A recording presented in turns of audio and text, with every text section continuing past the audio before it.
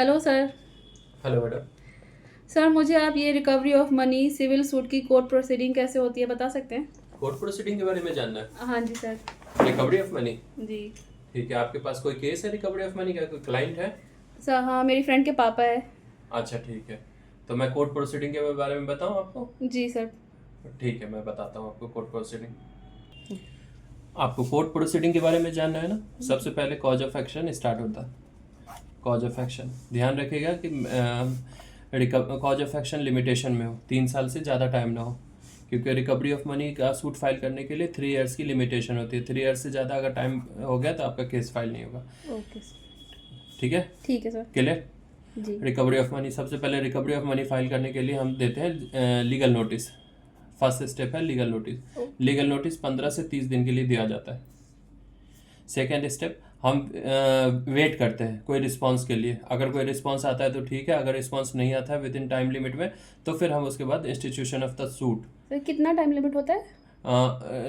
Legal notice का 15 से 30 दिन के लिए। Okay sir. 15 से 30 दिन के लिए वेट करने के बाद अगर कोई रिस्पांस आता है तो ठीक है, नहीं तो फिर उसके बाद जो है हम सूट फाइल करते हैं।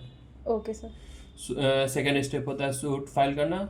केस बना के ड्राफ्ट करके हम जो है जितने की रिकवरी है, अगर मान लीजिए आपकी रिकवरी है 2 लाख रुपए की, तो सीनियर सिविल जज के यहाँ जाएगी रिकवरी, उसमें कोर्ट फीस और सारी प्रोसीजर करने के बाद हम सूट फाइल करते हैं। सूट फाइल करने के बाद कोर्ट क्या करती है, समन फॉर अपेयरेंस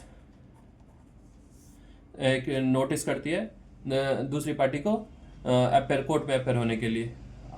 जब दूसरी पार्टी अपेयर होती है तो वो अपना WS या रिप्लाई लेके आता है विद इन 30 डेज में, मैक्सिमम 120 दिन, विद इन 30 डेज उसकी लिमिटेशन होती है अपना जवाब फाइल करने के लिए। वो अपना जवाब फाइल करेगा, उसके बाद हम एप्लीकेशन फाइल करते हैं जिसको रिज्वाइंडर भी कहते हैं। ओके।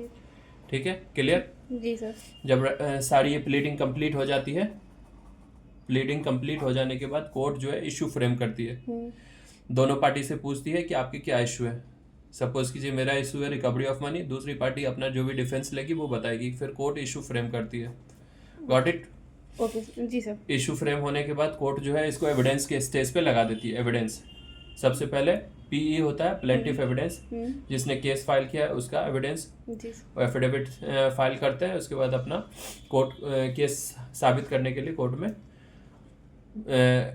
उनकी एविडेंस होती है। तो जब PE एविडेंस हो जाता है, एविडेंस क्लोज करने जब खत्म हो जाता है तो उसके बाद DE स्टार्ट होता है, डिफेंडेंट एविडेंस, दूसरी पार्टी का। जी सर।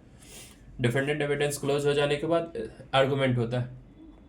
दोनों पार्टी अपने अपने फैक्ट्स बताते हैं। आर्गूमेंट होने के बाद फाइनल आर्गूमेंट के स्टेज पे आता है केस। फाइनल आर्गूमेंट के स्टेज पे आने के बाद जजमेंट होता है, जजमेंट या डिक्री। ठीक है? ठीक है सर। डिक्री होने के बाद अगर मनी रिकवरी की डिक्री आपके फेवर में आ गई और वो पैसे नहीं दे रहा है तो फिर आप एग्जीक्यूशन फाइल करेंगे। ये है कोर्ट प्रोसीडिंग। Okay sir. ठीक है? Thank you sir. जी सर। क्लियर है? जी जी क्लियर। ठीक है।